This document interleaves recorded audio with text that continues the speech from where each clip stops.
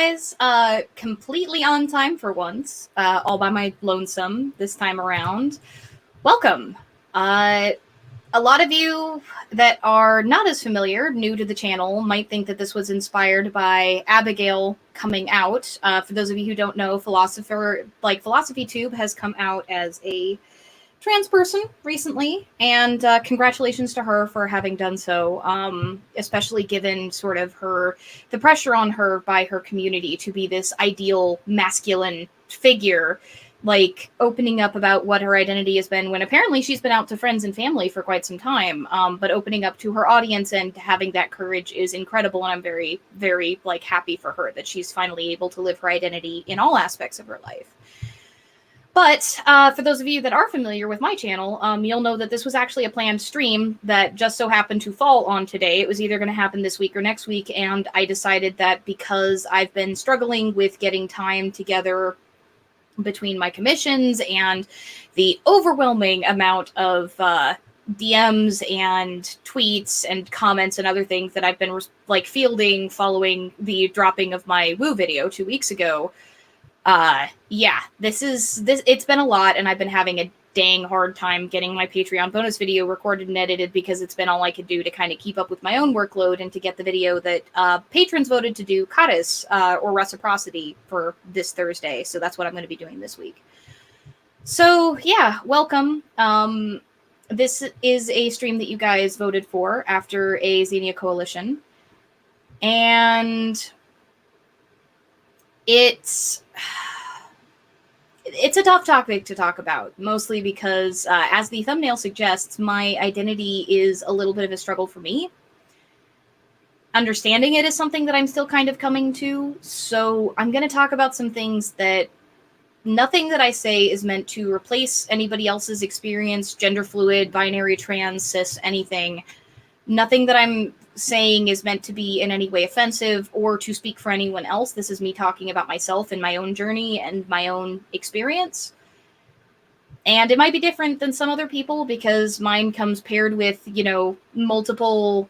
I've got a technical learning disability, though I don't consider ADHD to be a disability for me. I consider it to be a blessing of a sort that other people have problems with.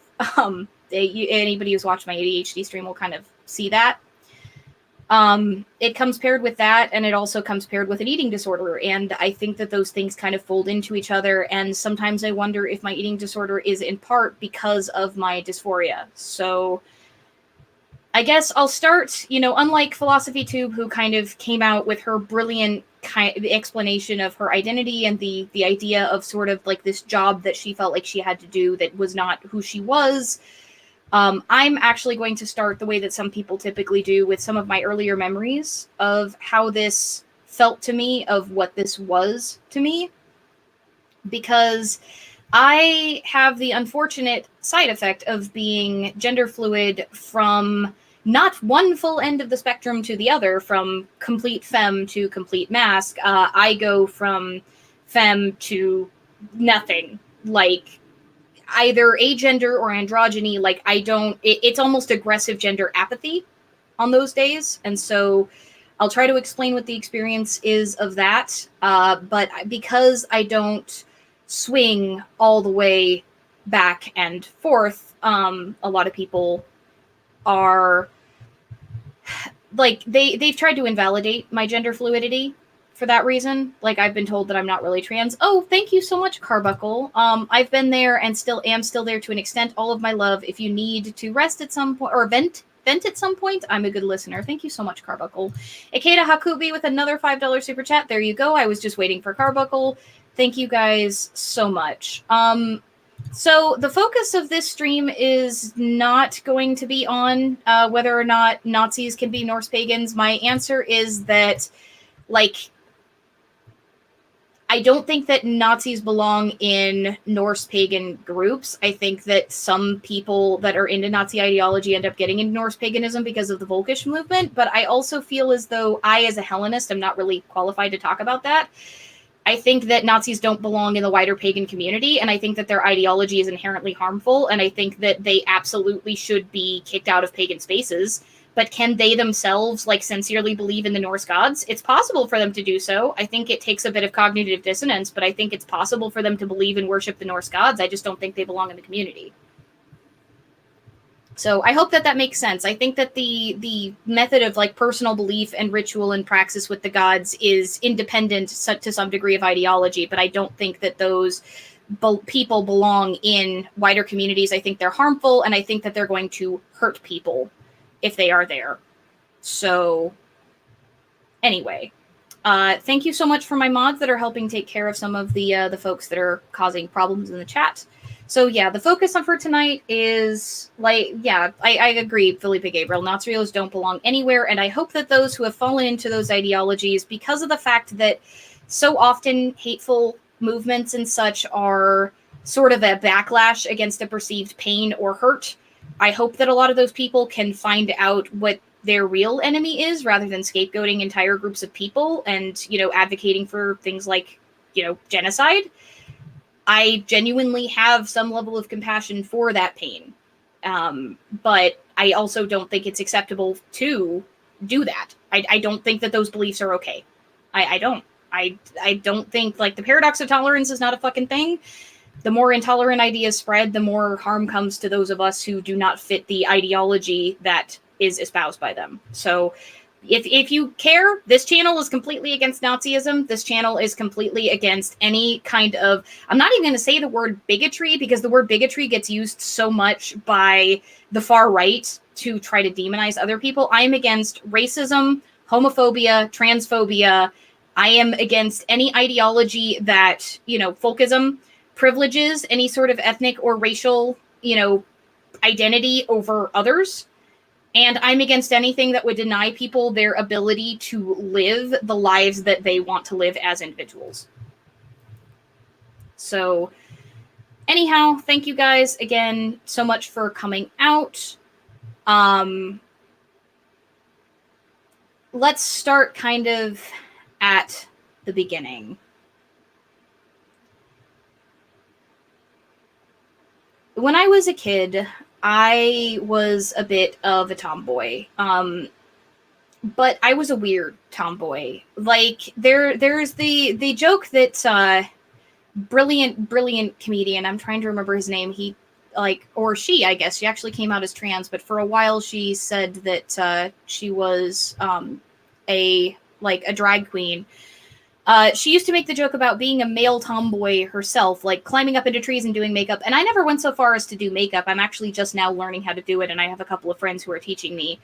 But as a kid, I was the kid that, like, I used to say I always, like, I sometimes love dresses but never love pink.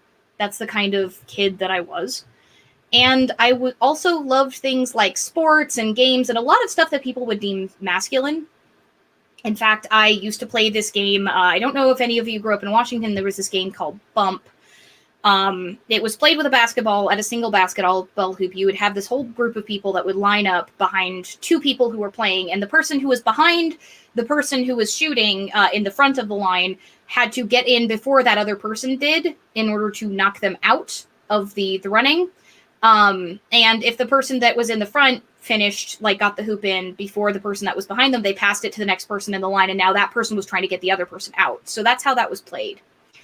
And so I used to play this game with my friends growing up, like, especially in elementary and middle school. And this was something that I was very, very passionate and excited about. And, like, I used to hang out with guys. And as a kid, I was weird. I was the kid with her nose in the book all the time. But I used to get called one of the guys. And for those of you who have... Eddie Izzard, thank you so much. Eddie Izzard, Matt Davis, thank you so much for that. So when I would spend time with these guys, they would call me, quote, one of the guys. Anybody who's hung around my Discord has probably heard me talk about the term penis info. The joke that I used to make was I was the girl that, like, guys would send dick pics to when they thought there was something wrong with their dick. It's a term that I use around friends when I'm, like, if somebody is venting to me and it's like, I don't want anybody to know this ever. Okay, it's penis info. Like, that's something, it's a phrase I had from growing up. So I had this weird thing where sometimes I was okay with being one of the guys, and sometimes I wasn't. But like being one of the guys, that sort of label has stuck with me for a really long time, because I don't always feel like a girl. And one of the big struggles that I have with this feeling, with sort of sometimes I am and sometimes I'm not, is that for most of my life it's been there, but I have not understood what it is. And I'm still, even today, my good friend Calon, who is currently fighting jackasses in the live chat. Thank you so much, Calon. Gainer is also there. Thank you guys so much. My mod team is fantastic. And I'm very, very grateful that that you guys are doing, like, taking care of the live chat, because there seems to be quite an invasion of jerks going on in there.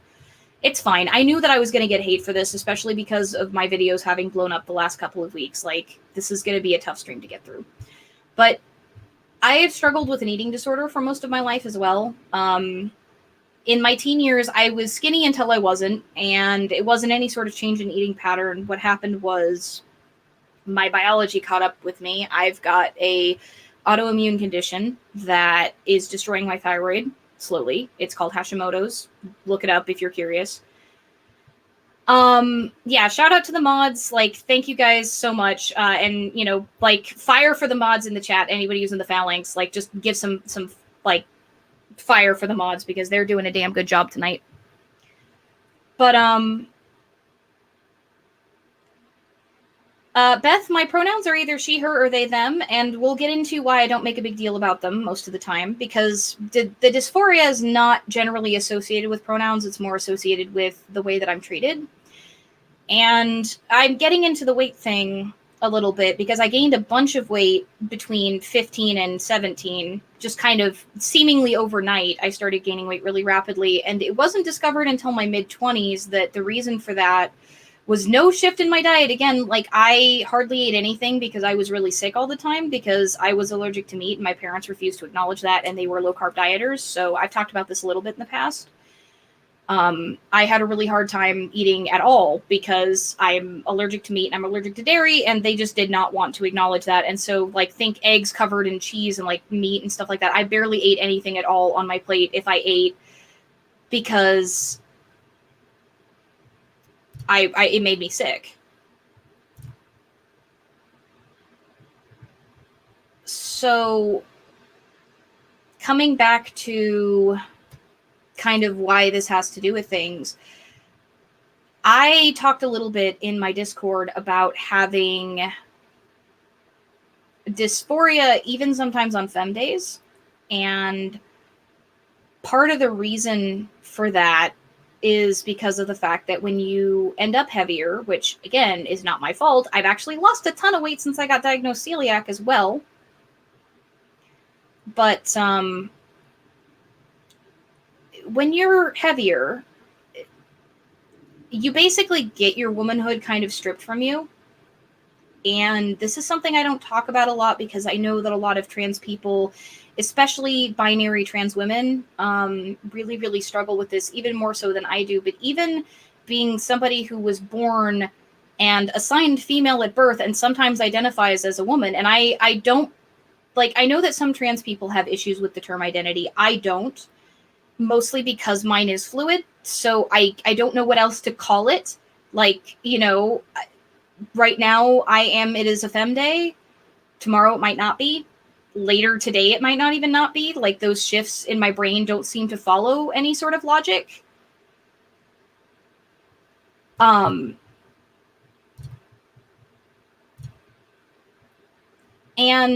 I don't even fully understand how they happen. Just, I understand that they do. And again, Calon was the one who helped me bring that to attention. But I think part of the reason why I ended up bulimic, why I have an eating disorder, is because I have a violently feminine body, for lack of a better way to put it. My measurements are a near perfect hourglass, even though I'm very, very heavy. I have always had that proportion. Like, even as I gained weight, my body did this miraculous thing where I have the body that most fat women want, like the acceptable fat woman body, where you've got wide hips, a huge bust, and the narrowest waist possible. Like, that's how my body is shaped. And on my femme days, I like it, and on other days, I don't. But the thing is, it's still considered wrong or weird in this culture for men to be attracted to me.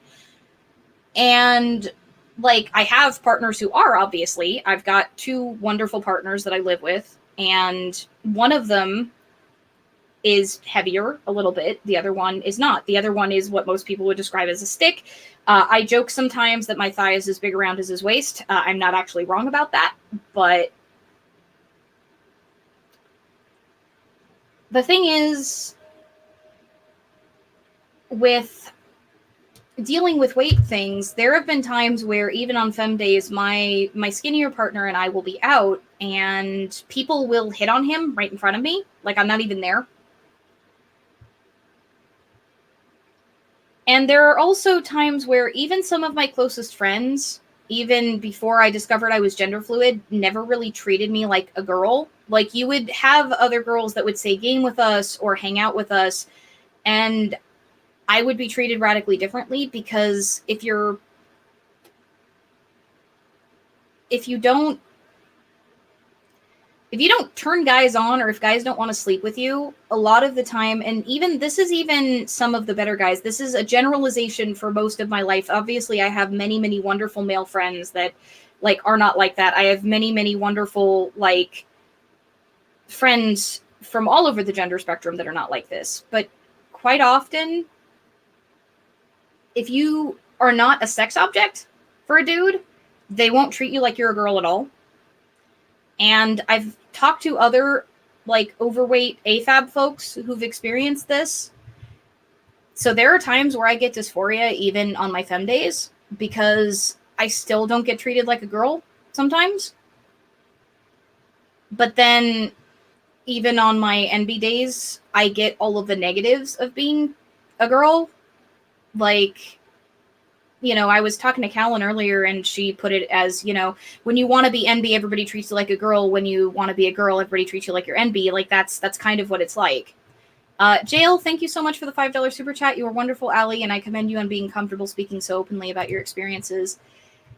It's really, really difficult to talk about some of these things, because I feel like this is a very similar experience to some folks who are starting to transition, who, you know, don't come anywhere close to passing, which I hate the term passing, but I'm going to have to use it here. And they don't get treated like the gender that they are. And I feel like I've been treated that way most of my life. Whether I'm feeling like I'm nothing or whether I'm feeling like a girl, I don't get treated that way at all the majority of the time. When I want to be femme as somebody who is heavier, and, you know, for any trolls in the chat that want to be like, well, lose the fucking weight then. Yeah, go ahead and try doing that when you've got PCOS and hypothyroidism. I've lost over 20 pounds in the past month, and I'm really proud of myself for that. Or the past 2 months, I guess. But, like, I don't talk about weight loss openly, ever. My weight is not the reason I don't come on camera. The reason I don't come on camera is because my office is downstairs, and I've had to move it upstairs, and the background for where my computer currently is a mess. I was on camera at the previous channel that I was on several times, and when I eventually move my shit back downstairs, I'll be on camera again. I'm not ashamed of how I look all the time. But, like, a lot of my eating disorder, I think, was me trying so hard. And I think part of the reason why I struggled for a really long time to lose weight, why my motivation ebbed and flowed, was because on my femme days, I wanted nothing more than to be a skinnier version of the beautiful body shape that I have, so that maybe somebody might look at me and see a woman for once. And on my NB days, I could give a flying fuck because I hate everything about the way that I'm shaped and can't stand the fact that I can't wear anything that's not flowery and tunicky and shiny and, like, it's not the kind of feminine that I want to be, but at the same time, it is undeniably so. Like, heavier women, you know, in the chat, people who identify as women or even people who are AFAB that are overweight, sound off, please, about the wardrobe problems of being heavy.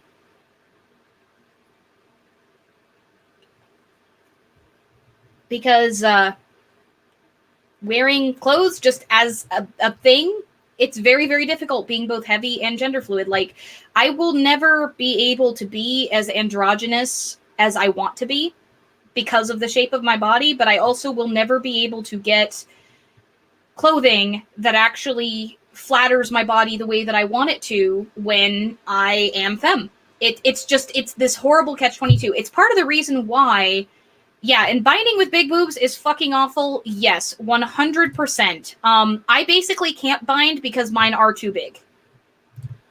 My cup size is larger than Triple D, and for anybody who knows anything about that, yeah, it's a bit of a nightmare. My bra size is a 40. It's bigger than Triple D. I want to say it's G.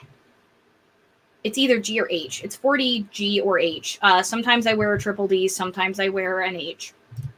Ikeda Hakubi, I look forward to seeing you when you are ready. I already know you're a beautiful person. Thank you so much. And again, like, the ready is more just a problem with my environment. It's not a problem with me. Like, I don't have any problem being on camera. In fact, like, y'all want to know what a picture of me looks like, go look up my books. Like, I've talked about what the titles are in my streams before. It's not hard to find. And yes, press F to pay respect for my back. This is why I have back problems. For anybody who wants big boobs, no, you don't. You're lying to yourself. Trust me. Like, as much as society tells you you want them, you don't. They hurt. Kate Bell, thank you so much for your super chat. I just wanted to say thank you for sharing. As a fellow heavy AFAB, she, they, I relate to the struggle on those femme days, and oh my god, the clothes. Thank you so much, Kate. Let's see. Coming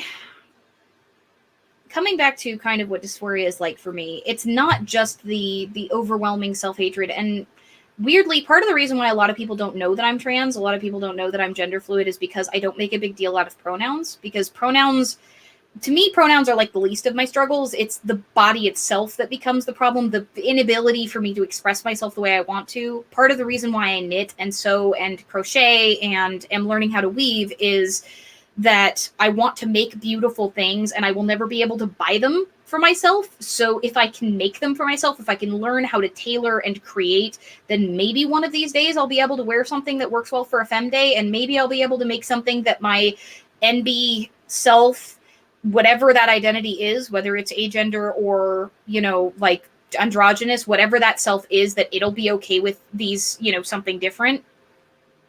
There are some patterns that are neutral enough that I love them. Like Fair Isle, for example, is absolutely stunning. And I'm looking forward to being able to make more Fair Isle things. That's part of what I'm using the commissions for my knitting with, is like, I'm going to be saving up money to be able to make some gorgeous Fair Isle garments, which are pretty gender neutral. Guys and women and like anybody in between can wear those. And they're pretty stunning, like typical designs. But in terms of the way that my identity shifts, it's not a day-to-day thing always. I generally describe them as days because I can have long stretches of either gender apathy or, you know, femme stuff. I don't tend to be anywhere in the middle. It's usually one or the other. It's like a pendulum more than it's a like a, you know, gradient. But sometimes those things can shift in the middle of the day. Sometimes I'll have dressed myself for a femme day, and then later on it'll be like, oh, nope, you now hate everything that you did to yourself earlier. Like, past me, what the fuck were you thinking? And what's weird is that the some of the things that I do that would be identified as feminine, like the knitting, the sewing, the crochet, etc., I don't see them that way. Like, I still do them on my NB days. I still do them on my apathy days. They're just crafts to me. They're hobbies. They're constructed habits for me.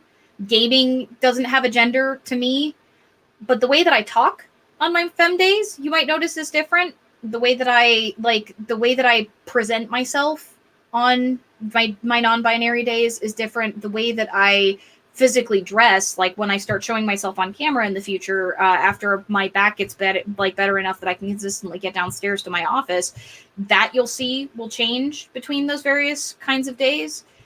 There's lots of little subtle things that just shift, and that's part of the reason why I'm fine with identity and identify, because it's like my identity itself shifts. And I wish that I could explain better than that what that experience is. But it's almost like being a different person periodically. It's not an alternate identity. It's not like the experiences of somebody with the ID where I have a different name. It's more, I feel like a different me. And sometimes I'm okay with one me, and sometimes I'm okay with the other me. Let's see. Carbuckle, thank you so much. Have you tried holyclothing.com? Pagan clothes, medieval influenced, aimed at larger sized women. I will check that out. Thank you so much.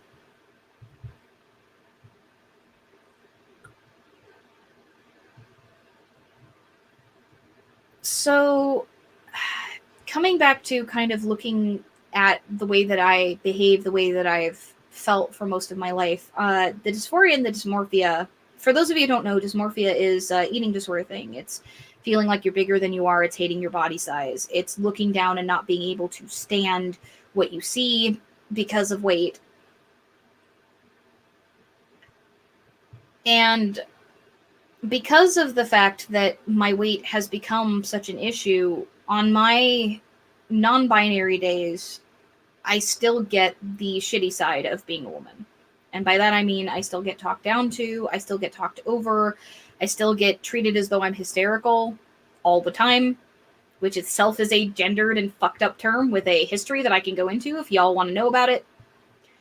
I still get discriminated against by doctors. One of the horror stories that I have is that very early on, before I got married, but while I was engaged, I went to a new doctor because I had just moved in with my husband at our new house, my then fiance, and we went to a new doctor because I had just, gotten on new insurance. And this doctor, I went in because I thought I had a UTI, and this doctor proclaimed me diabetic by looking at me. No blood test, no nothing. My background's in nutrition. My response was, where's my fasting blood glucose? Where's all these tests that you need to run? And his response was, oh, well, polycystic ovarian syndrome, which is a thing I have, is just insulin resistance anyway, and the metformin's going to help you. Well, turns out I actually was celiac, and if he would have given that to me and I would have accepted it like some people would have, I probably would have died because my body doesn't absorb nutrients properly because my intestines are damaged from an autoimmune condition that I have. So, yeah, there's that. That is a thing that I have to deal with. And I have to deal with that no matter how I identify, because my body is violently feminine. But when I'm having a femme day, I don't get any of the positive, more affirming attention that you would get. And that's not just the, like, oh, the silly little getting flirted with or all those things. So I know a lot of people don't get that, right? Like, I'm not complaining about that. Like, I'm not at all complaining about that. Like, there's this weird thing with womanhood where you're either a fucking sex object or a competition when it comes to whoever you're talking to. Like, there's no way to win, right?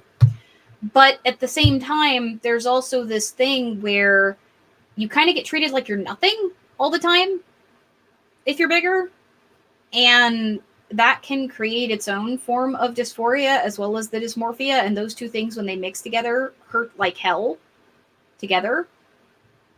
Like, it's like you are nothing. And, in Philosophy Tube's recent video, she talked a little bit about that intersection between, blackness and lesbianism. And I'm bi, by the way, so I get that too. Being bi and gender fluid is, that's a trip. Trust me. It's not a thing I would wish on anybody. Because at least in this society, it's not something that anybody really accepts. I've been called a LARPer many, many times for being trans. It's why I don't talk about it very much on my channel. It's why I don't talk about it pretty much anywhere. True scum are horrible, and they hate people like me. Felipe, I tend to use they, them. I know a lot of folks like neopronouns, but I personally don't really feel all that strongly about them for my own identity. Like I said, pronouns are not a big part of my personal identity all that much. I appreciate when people do make an effort to use them and to ask me what sort of like day it is or how I'm feeling that day, and that actually is very, very affirming. But most of the time, it's not really a huge deal for me. Yeah, bi, gender fluid, polypagan, AFAB. Oh, you forgot Native American. But yes, all of the boxes for cultural. Fuck you. Yeah, I've got them. And being bi and gender fluid, I feel like I almost can't really talk about my gender fluidity with any potential partner. Being poly, there is a possibility in the future if my partners agree to it to having additional partners. And gender fluidity is a thing that like weirds people out. There's this assumption like, why can't you pick? That's a thing that I've gotten. And by the way, Sam, I was not saying that neopronouns are not valid. I'm just saying that I personally don't use them. I respect people who do, and if you use neopronouns, I will do my best to remember them. And for the record, for those who are saying neopronouns are not a pagan thing at all, I mean, what is and is not a pagan thing? Like, I'm a pagan, it's therefore a pagan thing. Like, talking about it, like, gender identity is a thing that needs to be talked about in pagan spaces. Because of the fact that, like, these are not ancient religions anymore. These are modern revivals of ancient religions, a lot of them, or some of them are cultural traditions that have been passed down, and any religion needs to intersect with the culture. Like, I didn't want to talk about this, but I guess I'm fucking gonna anyway. You know, for any creator in these spaces, any leader in the pagan community who wants to dismiss gender identity as a political issue, being pagan is a political fucking issue. Like, we are already hated as it is just for existing as ourselves. In the same way that being an atheist is also a political issue. Being pagan is too. We are perpetually at risk of having our rights stolen. I know family and friends. Like, I have family who will not let me see my nieces and nephews because I'm a pagan. I also have friends who are scared to come out of the broom closet because of the fact that, like, CPS might take their kids away, or somebody in their state might try to get CPS to take their kids away.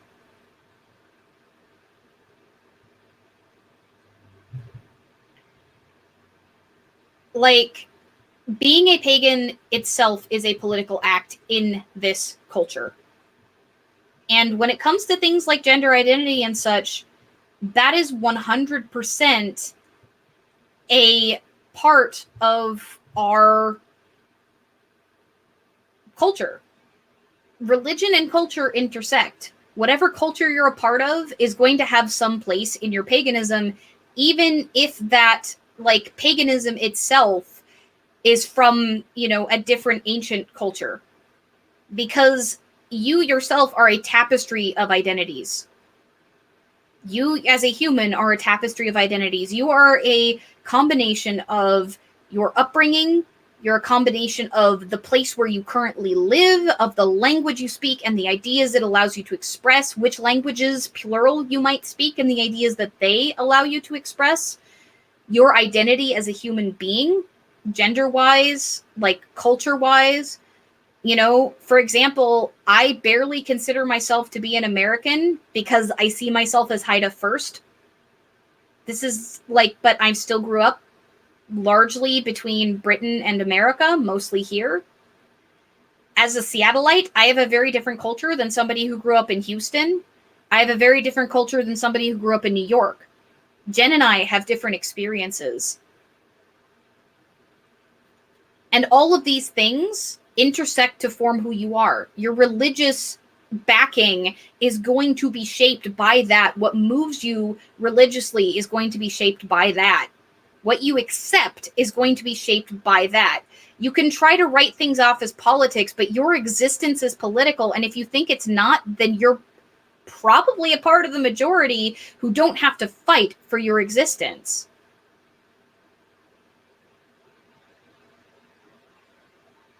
But coming back to talking about why, you know, being sort of gender fluid is difficult being a bi person, there's already this assumption that as a bi person, like, either gender, most partners are like, you're going to go run off and sleep with the other gender and leave me.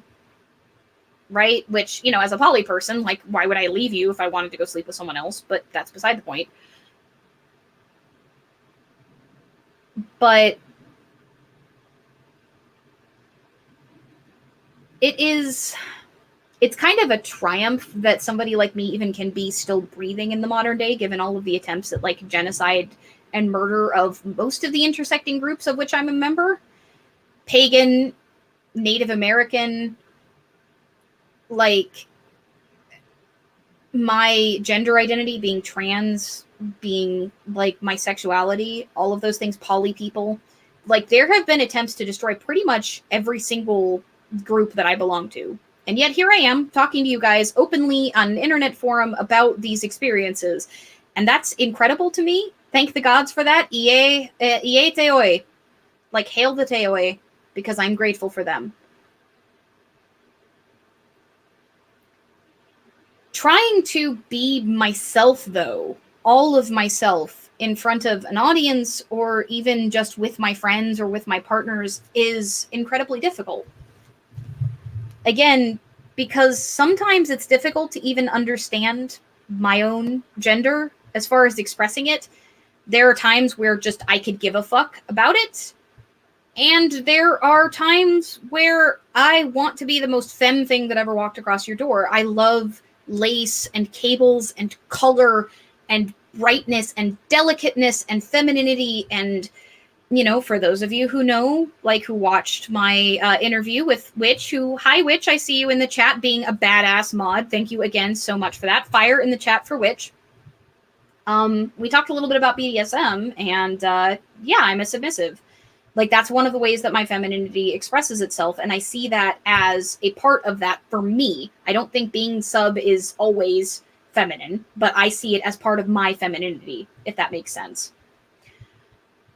And, like, I love all of these things, especially things like, you know, making socks or, like, knitting, crochet, embroidery, sewing. I do all of it. It's beautiful and it's wonderful and it's amazing. And then it's like, and then I want to do it for the craft stuff for a very different reason. Like, I'm fascinated by the end product when I'm femme, and when I'm non-binary, I'm fascinated by the process. Like, it's interesting because I refer to myself as a craftsman either way, even though most people would be like, you're a craftswoman. Well, sometimes I am.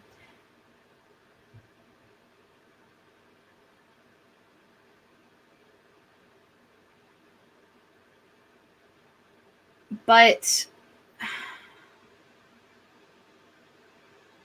Tara, thank you so much. My pronouns are she or they. Either one works most days. Today is a femme day, so I tend to prefer she, but I don't tend to make a big deal out of pronouns in general, so use whichever one you're comfortable with.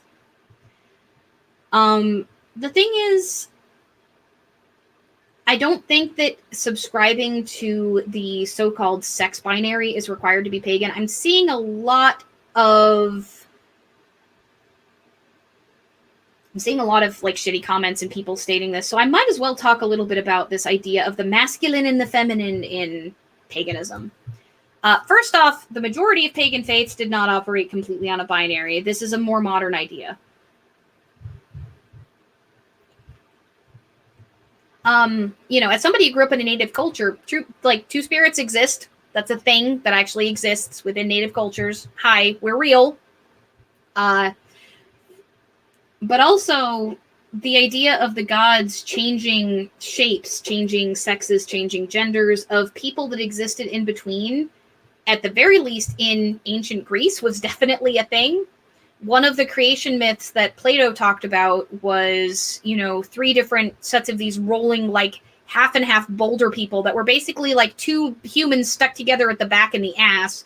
And this was originally how people were, but then like they were starting to get, they rolled around on their like hands like doing cartwheels, right? And then one day they started to get uppity, and Zeus was worried that they try to overthrow him, so he split them all in half, but their genitals were on the wrong side, and they were like, some of them were one woman like male genitalia and female genitalia like on opposite sides, and some of them were male genitalia on both sides and female genitalia on both sides. And after they were split in half, Apollon like felt sorry for them and like petitioned Zeus, because they would just like smash themselves against each other. They wouldn't eat, they wouldn't take care of themselves because they missed their other halves so much. And so Apollon was like, hey, can we fix them? And he did.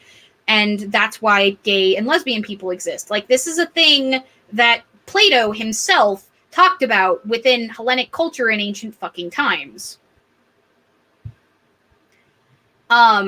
Like, there are also stories of gods giving bodies of the other sex to people who did not identify as their sex as rewards for service.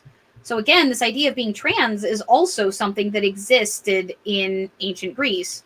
So at least within Hellenism, I can say 100% that, like, trying to say that that doesn't belong in paganism, it's already there whether you like it or not. Like, you can try to say it shouldn't be there, and that's a completely different argument, but it is there. Whether the culture was accepting of that or not is a completely different story. And I've got videos upcoming about why we shouldn't try to reproduce entire ancient cultures. Like, there's a reason why growth and progress is a thing. But, like, in terms of gender stuff within mythology and such, that's absolutely there.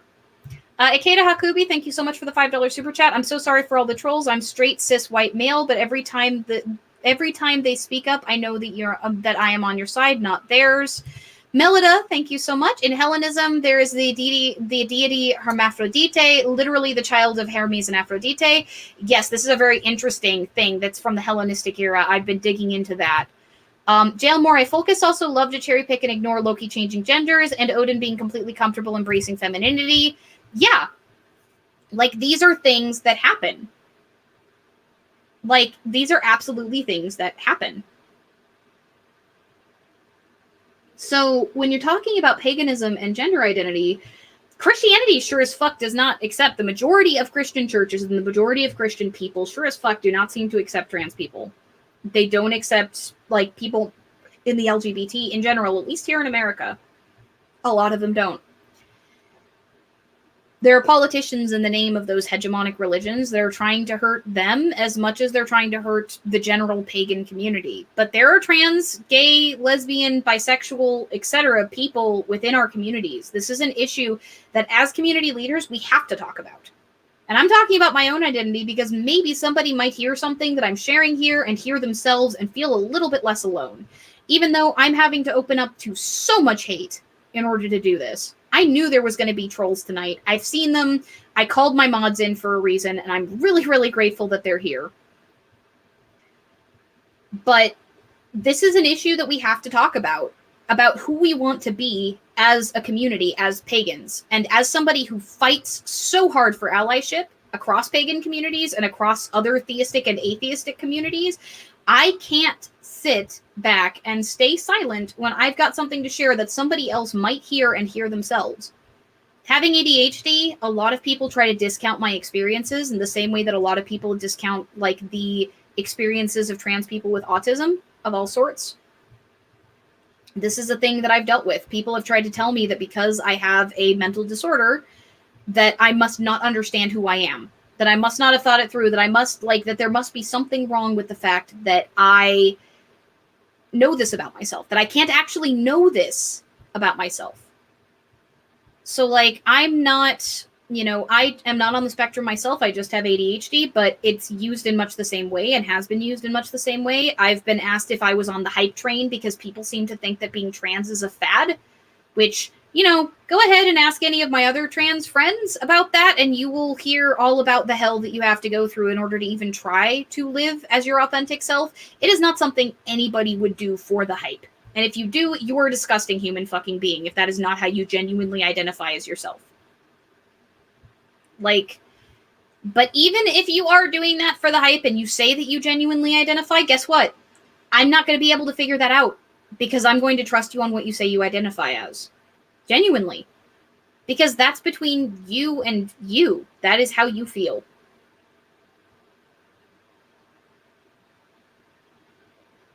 But I've dealt with a lot of hate for being even the slightest bit open that I have been on my channel. And I've dealt with a lot of hate from within my own community.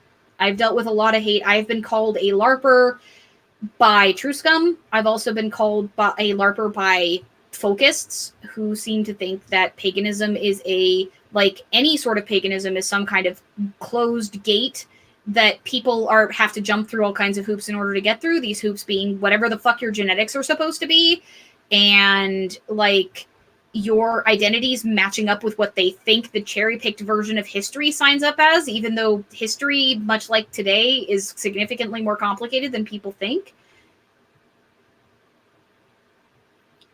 But the thing is, I will still stand here and stand my ground as who I am. I will take that hate. I will fight it.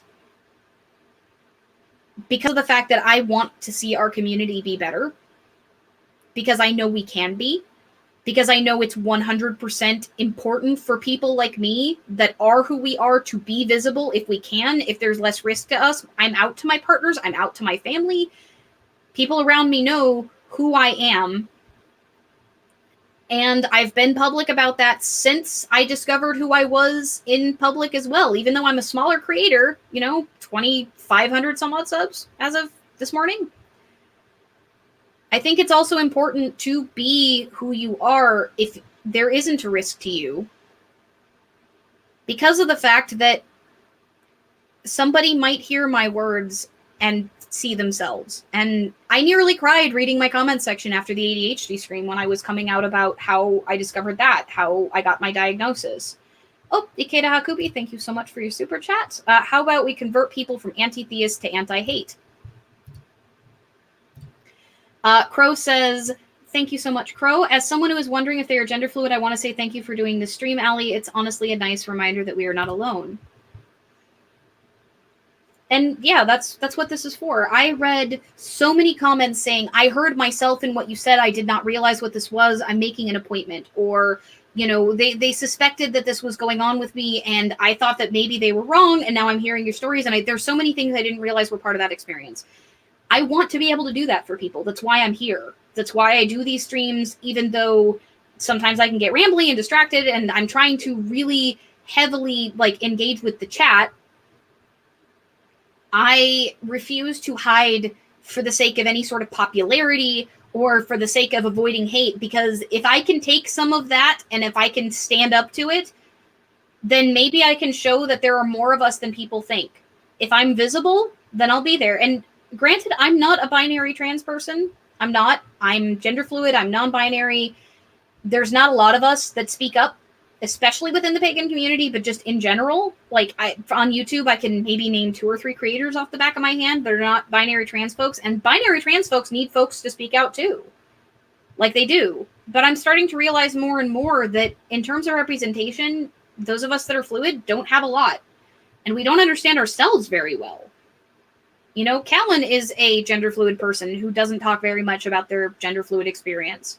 But Calon goes from they, them to she, her, just like I do.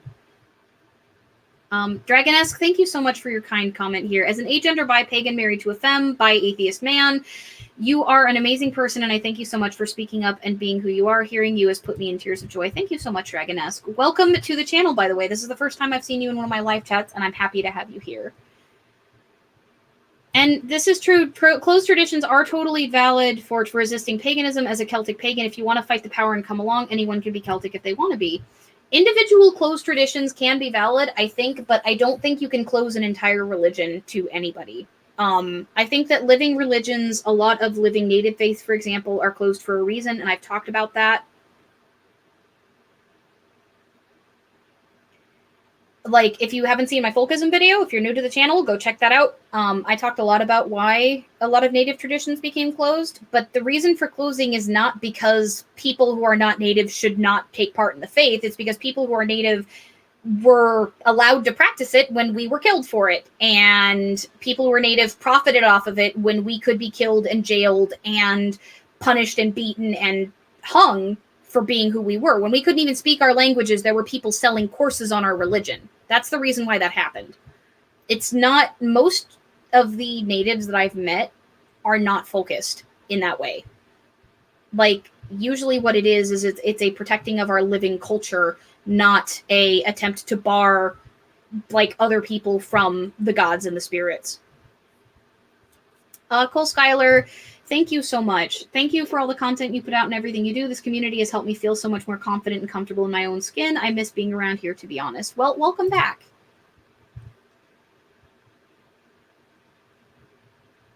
Asina, thank you so much.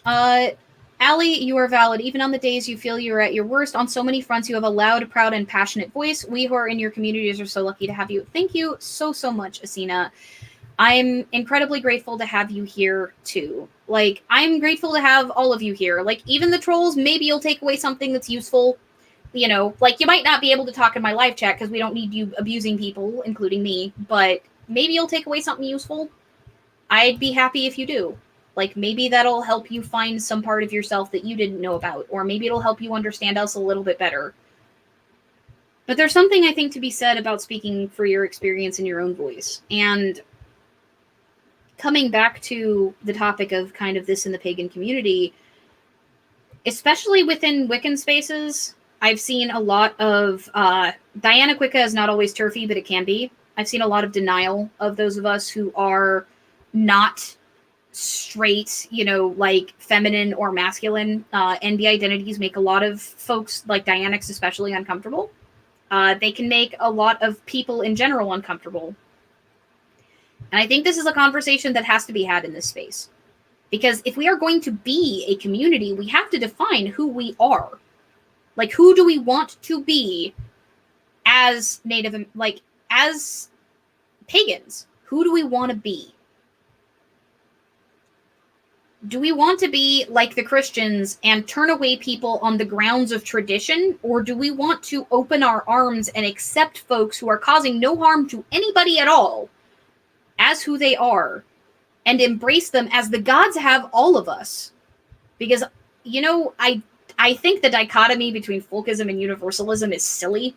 I don't think, like, universalism is a really bad, like, term anyway.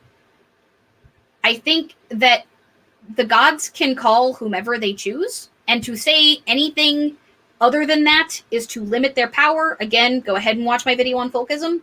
And if the gods can call literally anybody, whether that person is Arrow Ace, whether that person is trans, whether that person is like whatever flavor of trans they are, whether they're gender fluid or non-binary or agender or, you know, like binary trans of some sort, whether they feel one day like they're one thing and feel another or another, whether they are still figuring out who they are, whether they are cis, whether they're gay, lesbian, bi, pan, like, whether, no matter who you are, whatever culture you came from, whatever language you speak, the gods are so much greater than us that they can reach into your soul and touch you and open your mind to something so much greater than you. If they can do that, then who are we as a community to turn people away on the basis of those things? Because to say that your DNA or your gender identity or something else that is so minute and small could somehow drive those gods away is to say that those things must somehow have more power than the gods. And to me, that makes absolutely no fucking sense. At all. It doesn't.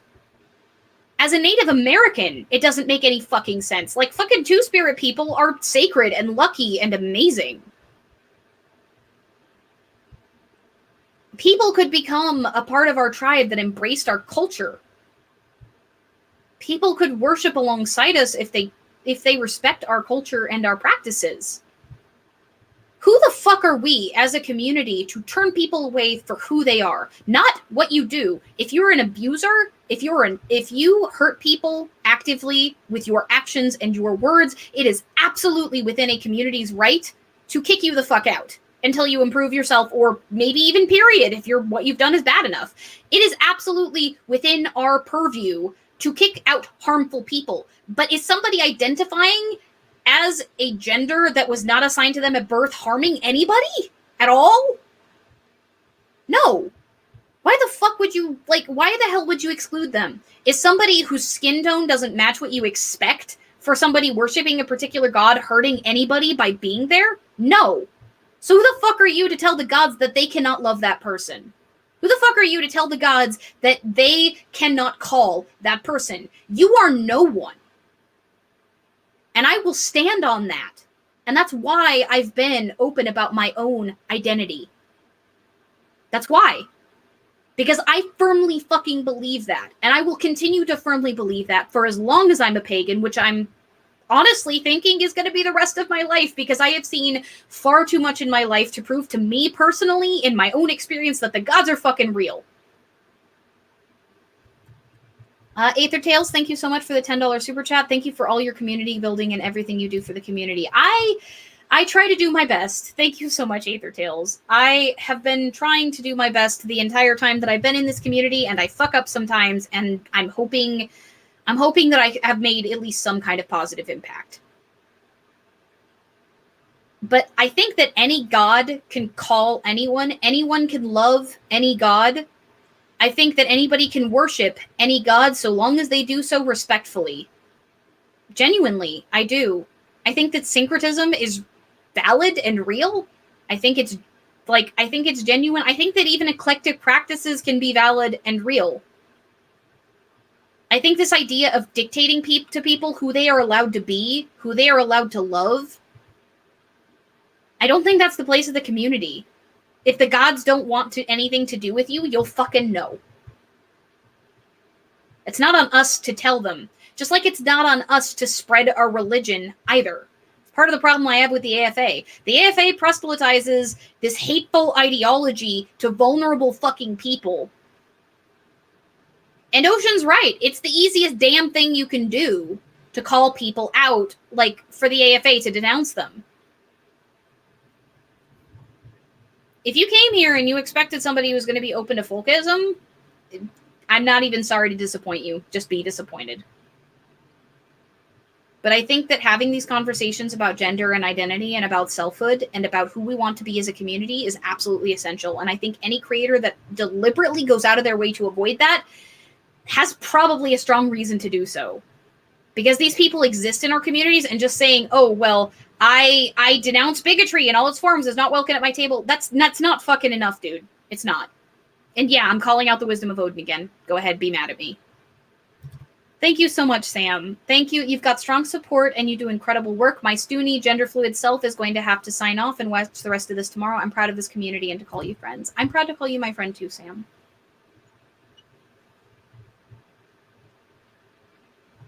And Asina, I agree. I can't understand those who believe the god or gods are so much more narrow-minded than the worst of humanity. I completely concur. And I accidentally clicked a super chat. Thank you so much, Melida. If a Folcus told the ancients that people couldn't worship a god because they were born in the wrong place, they would be laughed at. That is very true. There's a lot of evidence that people would travel to other places and worship at their shrines out of respect. Like the Platonists documented this, again, within Hellenism. There are many people from many different regions and ancient religions and cultures that have documented this. This is very much a thing. So because Folkists came out in force tonight to tell me to go fuck myself, go ahead and fuck yourself back, but I really hope that you get better and realize how much your hateful ideology is hurting you, because there might be some part of your true self that you need to express that you're keeping yourself from by all of this fear and hate that you feel. And I know you're going to laugh at me and yell at your screen and be like, well, I don't feel any fear. You're a cuck. You're this, that, and the other. Here, insert fucking insult here. Fine. Call me all the nasty things from behind your screen you want. If you do it in my live chat, you're going to get silenced. But you want to do it in the privacy of your own home, go the fuck ahead. But you know that most of this hatred comes from pain. And I know that. I've talked about before how when I was younger, I was kind of turfy because that came out of pain. I've changed my opinions and views since. I've learned a lot. I've grown as a human. But I understand where that pain and fear can drive you to being a horrible human and treating people terribly. I hope that as you grow as a human, as the focused like trolls in my chat, as you learn and grow, that one day you will find your way out of that and find your way into a much more peaceful and beautiful existence. Because you're hurting yourself with your hate as much as anything. You're stressing out your blood vessels with all of the anger you feel every time somebody expresses an identity that you disagree with.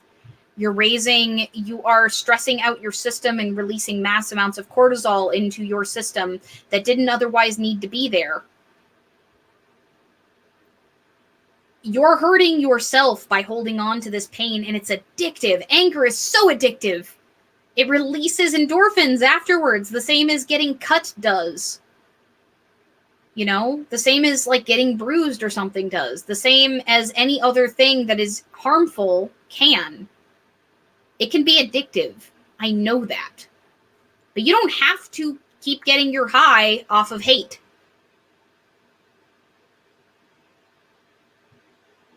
You don't. It's not necessarily a requirement for you to continue to get your high that way, for you to continue finding validation by causing pain to other people. And I know that it's kind of a trope that the people that are most homophobic are the most likely to be gay as well, but you know what? There might be some part of you that you're afraid of too. And how can you ever discover it if you're busy telling everybody else who they're allowed to be?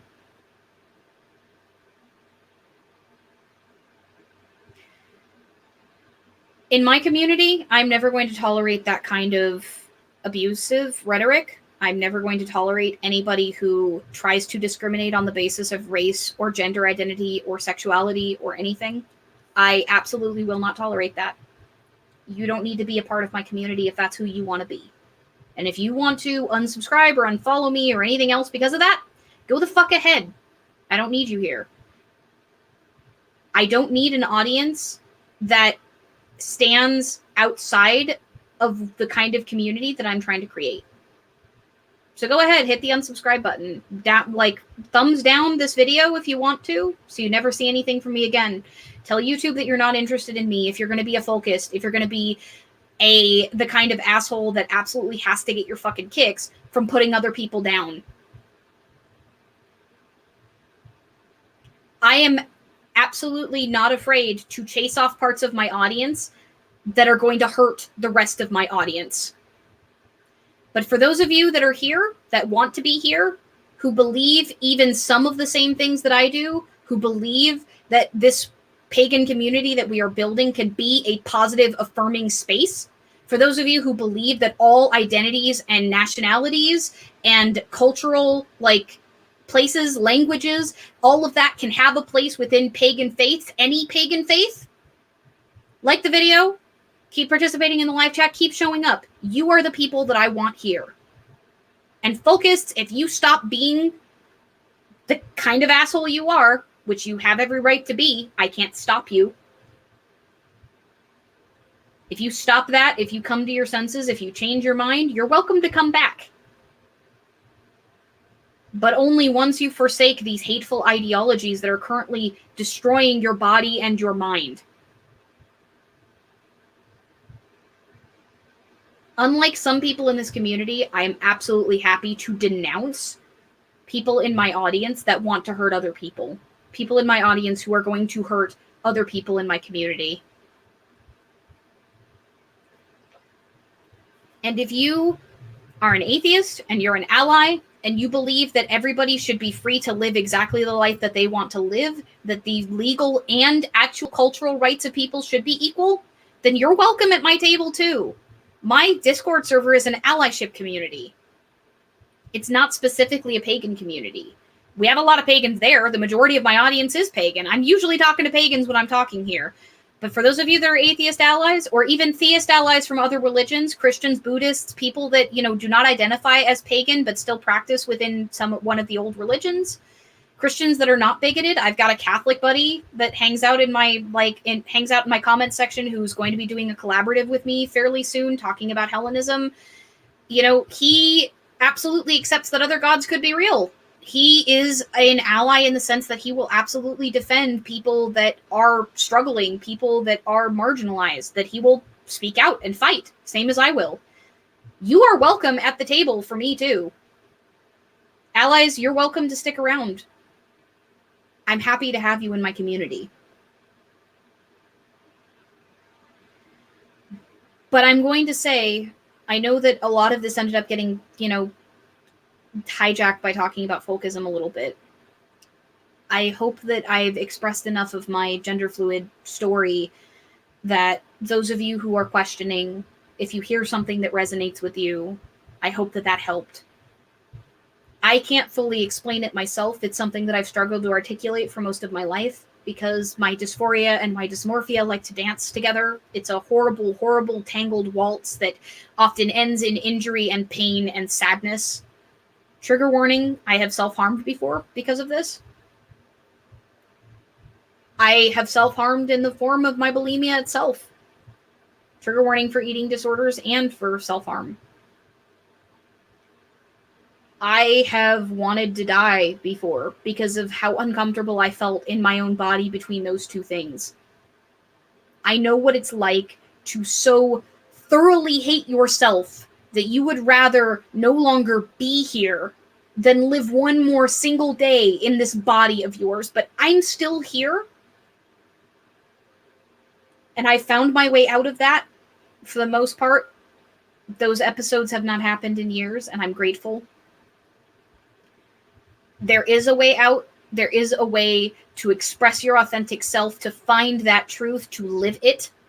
There's a way to throw off, as Philosophy Tube put it in her wonderful way, to throw off that job that no longer fits you and to embrace something that does. And if you are afraid that you will never find that, it took me most of my life before I figured out who I was. It did. It took me the majority of my life before I understood what this confusing whirlwind of sensation was, and I'm still figuring it out. I still don't know whether to call myself agendered on those days or just some version of non-binary or androgynous. Maybe there's multiple gender identities that I shift to and I just don't understand it because it's so mixed in with the dysmorphia that, like, it's hard to figure out where that line is at times. The dysphoria is definitely there. It is 100% there. But parsing that out, for those of you that have ever worried that somebody with ADHD or autism can't, think thoroughly enough about who we are, trust me, there are days where I've thought about little else. There are days where my journal has been filled with pages and pages, because I've got a physical one. I've written pages and pages and pages, poetry, like stories, venting. Like, I have spent so long trying to figure out who the fuck I am because I stand in this intersection of so many different groups. I'm Haida, but I'm not enrolled with the tribe. I grew up speaking my language and learning cultural things, but because my, great-grandfather's fucking brother and sister got lynched, we can't register. So there are natives who say I'm not because paperwork, papers matter for horses and Indians. But I also have dealt with racism for most of my life. I've dealt with not understanding my gender identity. I've dealt with being a pagan and being told that it's a phase, thinking it's a phase, and finding out it absolutely fucking wasn't when a goddess came barreling into my life and made it impossible to ignore her. But you know what? If any part of that pain resonated with somebody, then A, I'm so sorry that you're suffering right now, but B, I hope that me sharing mine made you feel just a little bit less alone. That's why I bare my soul in these live streams. That's why I'm so open with how much these things hurt. It's why I am as willing to share this stuff as I have been, even though it's hard, even though it hurts, even though that can be a part of the compounding pain. Because if you heard something, just one of you, there's 100 of you, which is shocking, holy shit.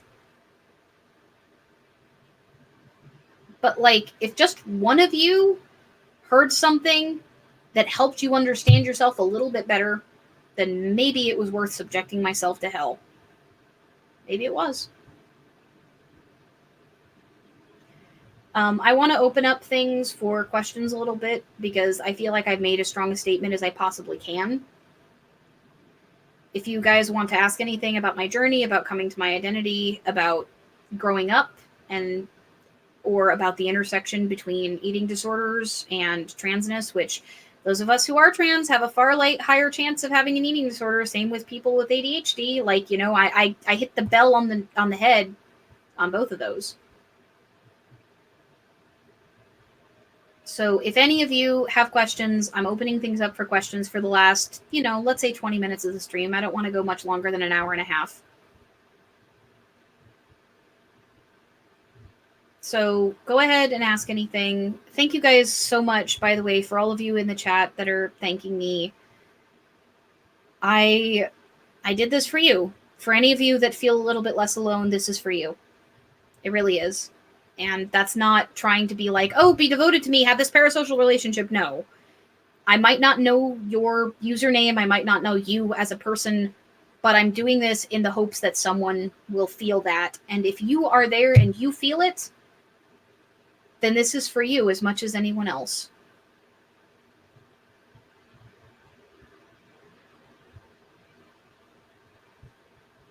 So thank you again for the mods. Devil's Advocate, how did you learn about the concept of trans?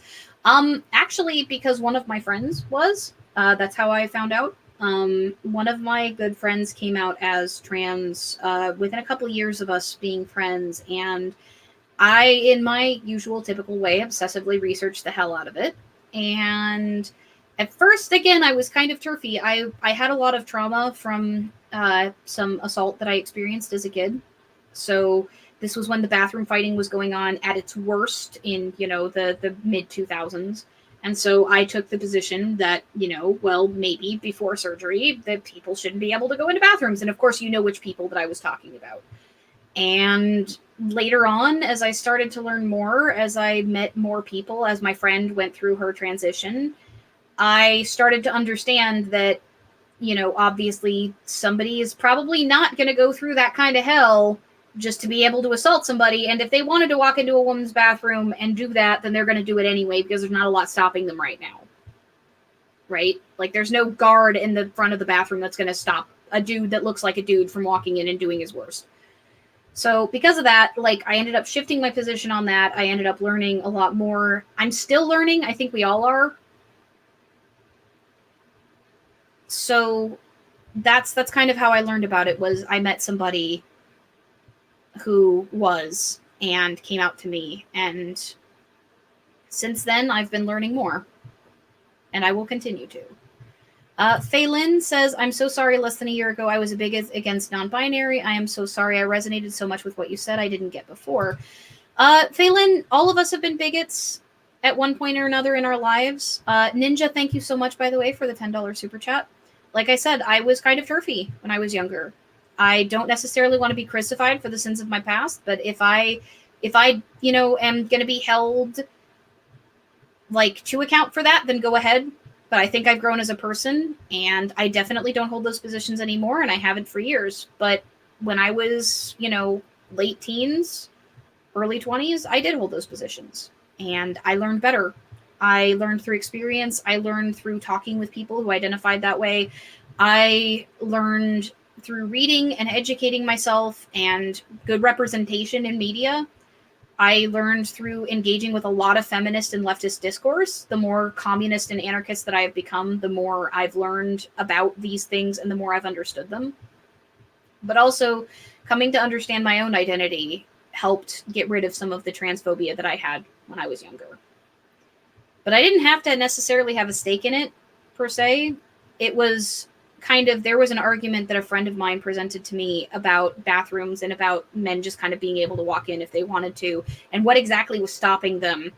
And like, why would somebody go to all of the hell, that all of that pain, you know, that the bigotry that they would feel, like that they would deal with, why would they go through all of that just to maybe get a shot at somebody one time in a bathroom somewhere? Like, why would somebody do that when they could just, you know, do whatever they wanted? Because, you know, most assault victims are assaulted by friends or family. That kind of opened my eyes a little bit, and I was a lot more open to hearing better arguments. I was open to hearing experiences and to seeing things from a different light. And as I've gotten older, I've started to realize that, like, somebody's experience of themselves is theirs, just like mine is mine. You know, I compared my experience of dysmorphia and of being marginalized as somebody who's overweight, of being stripped of my femininity, to the same feeling that trans women that are binary experience while they are transitioning. You know, that some people might be offended by that. I've talked to many of my, like, binary trans friends and even gender fluid friends, and they understand what I'm saying. I know that it's a different degree, but it's a similar feeling. And I know what that dysphoria is like. I may not know what the desire to completely transition to a different physical body, as in, like, even different parts is like, but I don't have to understand it to accept it. I can fully accept that that is what you want and who you are. And I can fully accept that that's what's going to make you comfortable in your body, because I have certain things that I need in order to be comfortable in mine. And even if I didn't, I don't have to understand it in order to accept it, because that's you and your experience of yourself. I don't think anybody else needs to understand things to accept them either. Aya Brinley, thank you so much. I've definitely felt like gender fluid, but when I identify as it, my brain just goes no touch bad, and I dissociate till I go back to NB, because apparently that's wide enough word for my brain to be okay. Aya, all of us are going through different stages in our journey. I hope that you can become more comfortable with yourself as time goes on. I hope that some of what you've heard tonight might help you with that, but I highly encourage you to explore it with a professional if you can find one that's accepting and safe. And I highly encourage you to look into talking with other folks that are within those communities to commiserate your experiences. Calon actually has an excellent trans server called TransGarter, where lots of folks that are on all different parts of the trans identity spectrum gather together. You might be able to find some like-minded people there. Are there any non-monetary ways you can help support you, at least until the world starts to go back to allowing us to have extra cash? Great question, Dragonesque. Actually, there are. Liking the videos and leaving comments are a huge, huge support for the channel in the algorithm. As are, if you do not have YouTube Red and you have ads, actually watching the ads, I believe it's like 10 to 20 seconds or something, actually can help the channel, because that does give me a tiny, tiny bit, like a couple pennies. Sharing videos that really resonate with you on social media, whether that's on Twitter or Facebook or in Reddit, especially parts with a message that you feel like the community needs to hear, sharing that in discussions on those topics, you know, participating in the Discord server, hanging out, being positive in the live chats, you know, trying to catch the things live if it'll allow you to, or watching them on the playback, watching all the way through the videos. These are all things that can really, really help. And honestly, these are things that help significantly more with the growth of the channel than monetary support does. I will often say that I'm incredibly grateful for the monetary support that I get, but the non-monetary stuff, like all of those, like sharing, liking, commenting, participating in the live chat, showing up live, those are all things that help so much more, because that's what gets the algorithm to give a fuck that my channel exists.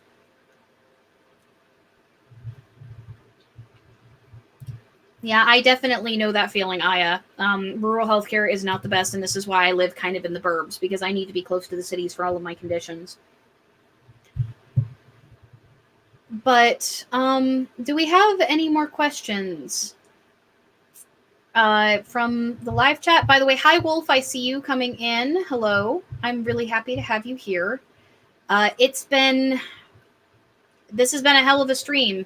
You missed an entire army of folkists and racists earlier, like just plain what appeared to be Nazis, like not even folkists, like they were just straight Nazis. Jericho Spades, thank you so much for the $10 super chat. If there was supposed to be a message there, please make sure you post it so I can read it for everybody.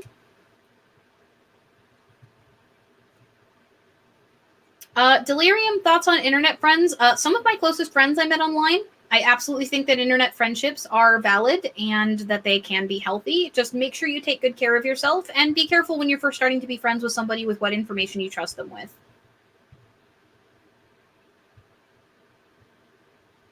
What do I think about portrayals of gods in media? I think that the gods have inspired fiction about themselves for all of history. So I think even if they might not be accurate historically, I think that it's a good thing to keep gods in the cultural consciousness, that, you know, fiction is inspired by them and created by them. For example, I'm absolutely in love with the roguelike Hades. I've been completely enthralled with it for quite some time. A lot of people have been trying to get me to play Assassin's Creed Odyssey. I'm not a big fan of the Assassin's Creed series as a whole, so I'm not sure I'd enjoy it as a game, but like a lot of people have seemed to have been inspired by it, so I think that's really cool. I'm not the biggest fan of the Percy Jackson series, not because it's a bad portrayal, but because like I actually like think it's kind of bad writing, a lot of it. But there are people that's their yum, and I'm not going to yuck your yum.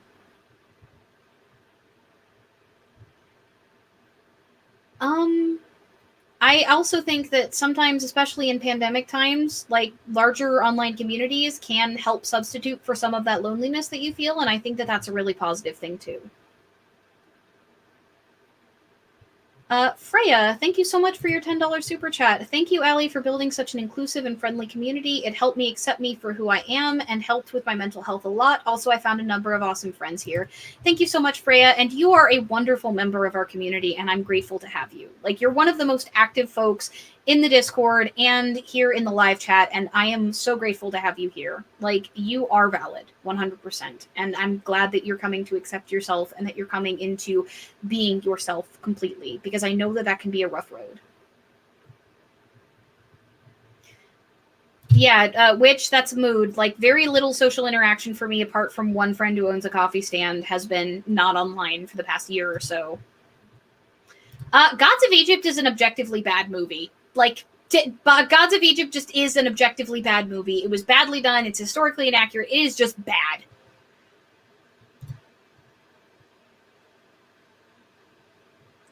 A healthy online friendship versus something parasocial. So parasocial relationships are where you say watch a creator or you might interact with them briefly, like when they're in groups and stuff on a Discord, but you haven't gotten to know them personally really at all.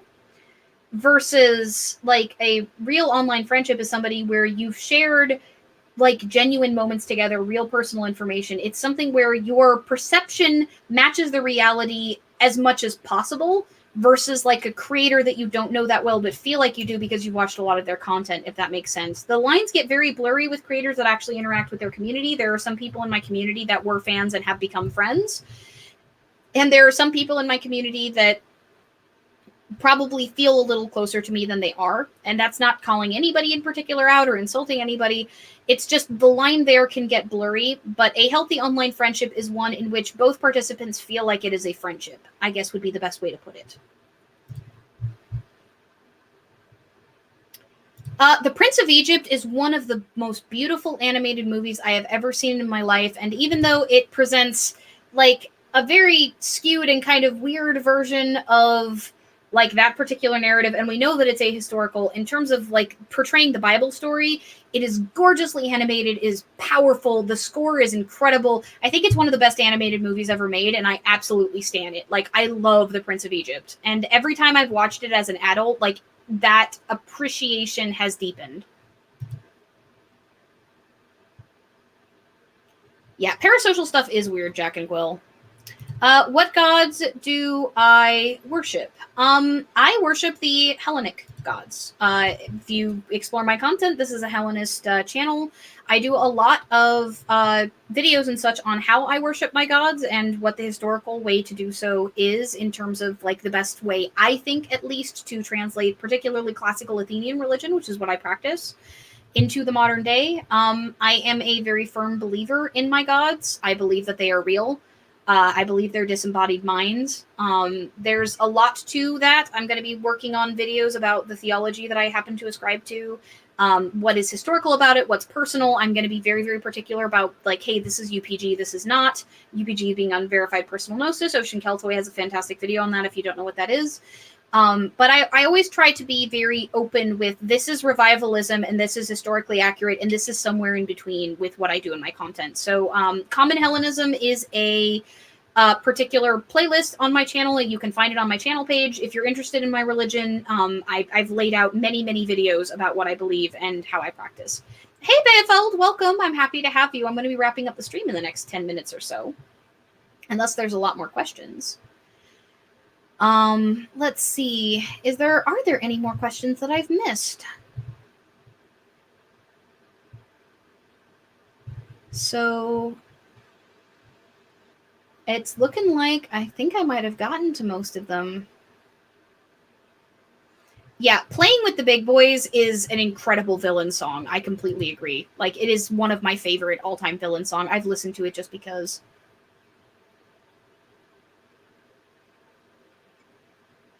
So, hey Witchy Poo, it's good to see you in the live chat, by the way. Witchy Poo actually came over from back when I worked on Styx and Stonehenge. Terra Aqua Ventus. How do you differentiate between calling for a faith like Norse and or Hellenic paganism and a hyperfixation? By the way, thanks for the answers I got from the mods already. So the answer is explore how practicing that faith makes you feel after doing a bit of research on it, and that's one of the best ways to determine that. Hyperfixations are things that it can be difficult sometimes when you have some sort of mental illness that can cause them to determine that. So the best thing that I would give is that you don't have to commit to a faith to practice it once or twice. I highly suggest doing some research, figuring out how to do a ritual, make an offering to the gods you feel are calling you. You know, make sure that you try to source for good research if recon is concerned for you, or if you just want to be eclectic, try giving a libation in a very basic way. And see how you feel after doing that. See if trying to do that regularly is in some way beneficial to you. And if it is, then go with it. There's no harm that can come from it unless you, say, try to make an unhealthy oath or do something else that is potentially self-harm. If you don't find that it resonates well with you, then you don't have to commit to doing it. Like, there's nothing that forces you to do that. Valora, thank you so much for the $20 super chat. You were so generous. Not that long ago, I was deeply anti-theistic up until I watched the video The Amazing Atheist made on you. In the brief time after it, you have completely swayed me away from my old disgusting views. Thank you so much. Well, thank you, Valora. Remember that although my arguments might have somehow helped you, that you still made the choice to change your feelings on that. So thank you for becoming an ally. Thank you for starting to build some form of allyship with us. I appreciate having you here. Yes, TJ went after me for my anti-theism video quite some time ago. I've refused to respond to it because he didn't really make any valid points. He just kind of misunderstood a lot of what I was saying or deliberately misrepresented it. It was not the most fun thing in the world to have that massive influx of rather nasty people that came into my community. So that was not particularly fun, but we did have some positive that came out of it, and that was a few folks who actually went and watched the whole video and considered what I had to say, and some of them have become amazing allies and members of the community, and Valora appears to be one of them, so thank you so much.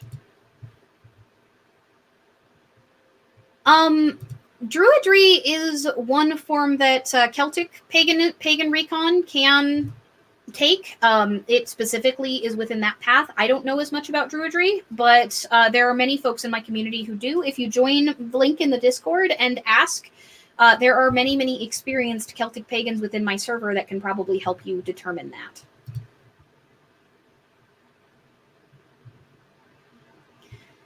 So, thank you guys again so much for hanging out with me. I'm getting pretty much MUI Pikachu, TJ Kirk, also known as the Amazing Atheist. He did a video on my video on anti-theism. He did a response to it because I guess a whole bunch of people got mad about it and asked him.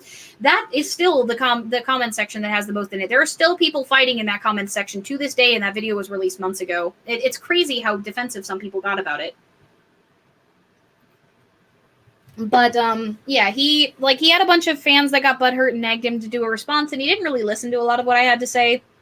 His response wasn't really worth responding to.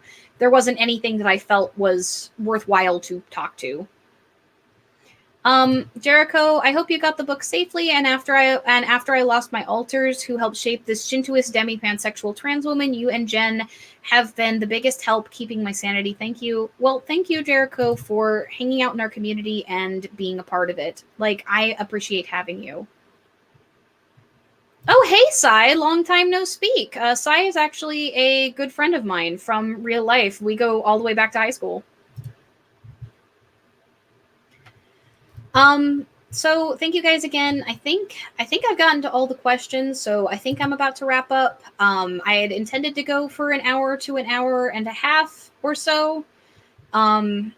This was a little bit of a rough one for me emotionally, kind of talking about this. It's It's something I'm still struggling with and will probably continue to struggle with. And who knows, I might stream on it again as I discover more about myself and start to understand this sort of journey and experience that I'm on. It can feel weird, like calling it a journey when you're still kind of on it, right? Like, my life is a journey. It sounds so inspiration porny, and yet here we are, you know, like we get used that way quite often.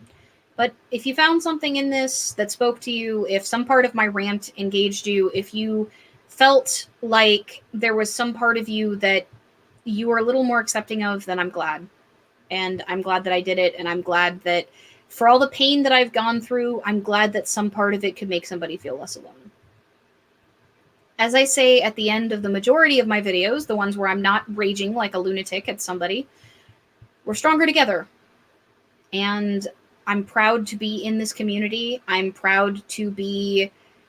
I'm kind of taking my place a little bit as one of the leaders in it, and that feels really weird, but I'm trying my best to live the adage, you know, be the change you want to see in the world.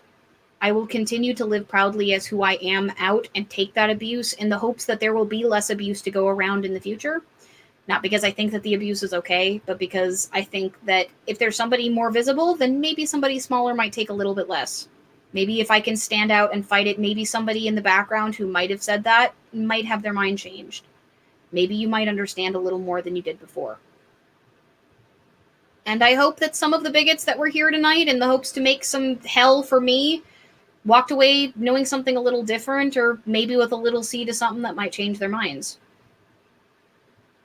I hope that you can find some peace if you're one of them. And I know that although I said you don't have to stay here, like, you don't, you're welcome to leave. If you do decide to stay, I hope that you can learn something new. And I hope that I make some kind of positive impact in your life. We're stronger together, everybody. I hope you have a great rest of your night.